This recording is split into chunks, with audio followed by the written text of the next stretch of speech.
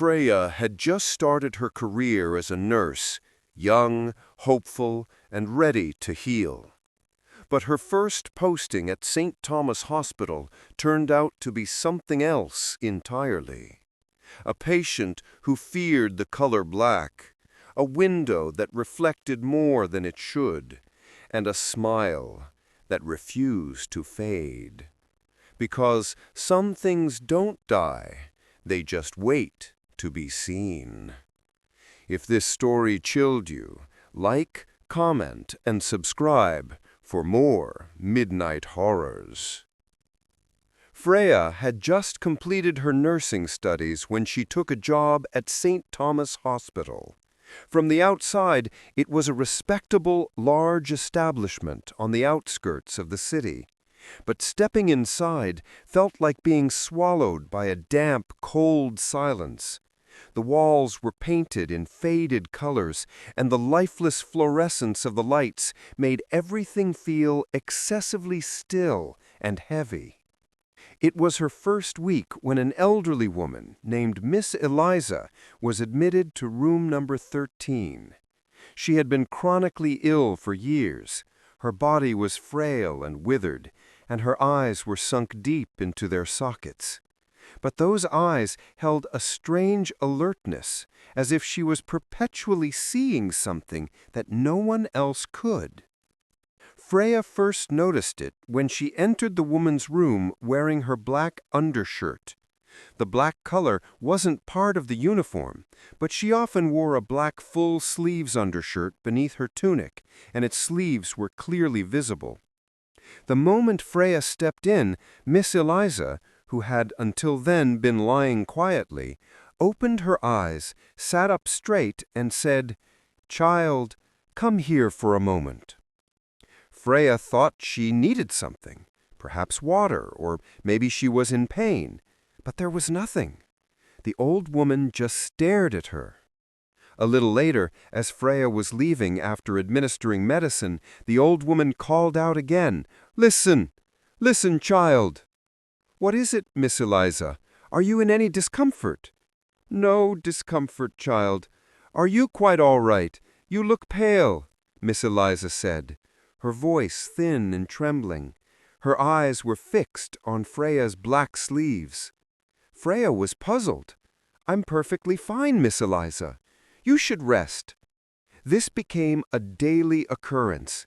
Seeing Freya in black clothing, whether it was a black tunic, black trousers, or that black sweater, sent Miss Eliza into a peculiar tailspin. She would call out to her so frequently that the other nurses began to notice. Sometimes she would say, "Child, put your hand on my head. Your hands are cold." But when Freya came close, she would only touch her black sleeve and pull away. Other times she would insist, "Sit here, sit for a while." And when Freya sat down, the old woman would just stare at her, wide-eyed, as if privy to some terrifying secret. One day, Freya gathered the courage to ask, "Miss Eliza, what do you think? Do I not look well?" Miss Eliza merely took a deep breath and said, "The color black, it reveals everything. That which is hidden, can you see it too?" She dismissed it. It was the frailty of old age, an overflow of emotion, or perhaps the onset of dementia. She had seen many such cases in hospitals. She told herself this was just a poor old woman who needed extra attention. But in that dark room, the intensity of her gaze and her insinuating questions had planted a thorn in Freya's mind. Was there truly something the old woman could see that Freya could not? Was the black color acting as a conduit for something invisible to the eye? It was evening. The sun was beginning to set, and the fading yellow afternoon light in room number 13 had taken on a mournful, sallow hue. Miss Eliza was in a deep sleep, and Freya was quietly tidying the bedside table. The silence was so profound that the drip-drip of the saline needle was audible. Suddenly, with a jolt, a severe chill gripped her, as if a large block of ice had been placed on her shoulder. It wasn't just the cold, it was a heavy, firm pressure. She could have sworn someone had firmly placed a hand on her left shoulder. She spun around, startled. Her breath caught in her throat. Her eyes scanned the room, scouring every shadow. But there was no one. Only the sound of Miss Eliza's shallow breathing. Her heart began to pound. Was she imagining things? Was it the ghost of the old woman who wasn't yet gone? She steadied herself. "It's just fatigue," she told herself. "My mind is playing tricks." She decided to finish up quickly, her hands trembling. As she was about to leave the room after completing her work, she noticed a slight movement in the large glass window ahead. She stopped. On the other side of the glass, in the growing darkness, stood a man. He was pressed right up against the pane, like a predator waiting for its prey. He was dressed in black, a long flowing cloak that seemed an even deeper black against the gloom. His face was dark and blurred, as if someone had sketched it and then tried to erase it. No eyes were visible, nor was there a clear nose or mouth. But then she saw it. On that vague, featureless face was a smile.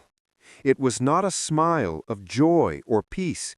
It was a twisted, lifeless grin, stuck on the face like a mask, the corners pulled upwards, completely unnatural and mechanical. The smile was so terrifying, so sinister, that Freya's breath froze. Her hair stood on end. She couldn't move. Abruptly, the shadow shifted. Trying to enter through the glass, it became thin and liquid, like black smoke. She felt it pulling her, a strange, violent, invisible force gripping her very core, trying to drag her towards the window. She took an involuntary step forward, raising her hands in a futile attempt to stop herself. At that moment, the shadow came so close to the glass that its horrifying smile was embossed on it, as if it had become part of the glass itself. Then, from behind her, Miss Eliza's voice came, a trembling whimper. "Let him go. He is mine." Hearing this, her senses snapped back. She pulled herself back with force, and without turning around, she fled into the corridor, leaving the black figure and its dreadful smile behind. Trembling with fear, Freya's feet barely touched the ground. She ran straight to the staff room, terrified by the sound of her own ragged breaths. Reaching the door, she felt a strange scream rising in her chest. She opened the door and stumbled in. Fortunately, her senior nurse, Daisy, was there alone, sipping coffee. "Freya! Good Lord, what has happened to you?" Daisy asked the moment she saw her. Her face was as pale as stone, her eyes were wide, and she was gasping for air. Freya grabbed Daisy's hands, as if she were her last lifeline. "Daisy, Daisy, their voice was fading, trembling. "They're in that room, number 13. There's a man in black clothes on the other side of the glass." Daisy's eyebrows furrowed. She studied Freya carefully, as if checking for symptoms. Then, taking a deep breath, she freed her hands and placed one on Freya's shoulder to steady her. "Easy, Freya. Easy now. Listen to me." Her tone was soft, but her eyes were sharp. "What's come over you? Are you all right? There's no man there. You must have imagined it. Sit down here." She made Freya sit on a chair and gave her a glass of cold water. "Drink this. Rest. Rest for a bit, then you can go back." She drank the water, her hands still shaking. Daisy's calm demeanor offered some comfort. Perhaps it really was all in her head. Perhaps. After a while, when her heartbeat had settled a little, she walked back towards room number 13. As she entered, she saw Daisy standing near Miss Eliza's bed, but the old woman was asleep. Daisy turned to look at her, and a strange, slight smile played on her lips. It wasn't like her normal smile. This one held a probing quality, a sinister curiosity. "So tell me, Freya," Daisy asked in a low voice, her eyes gleaming. "That man, the one you saw, what was he like? What was he like?" This question thrust Freya back into that horrifying moment.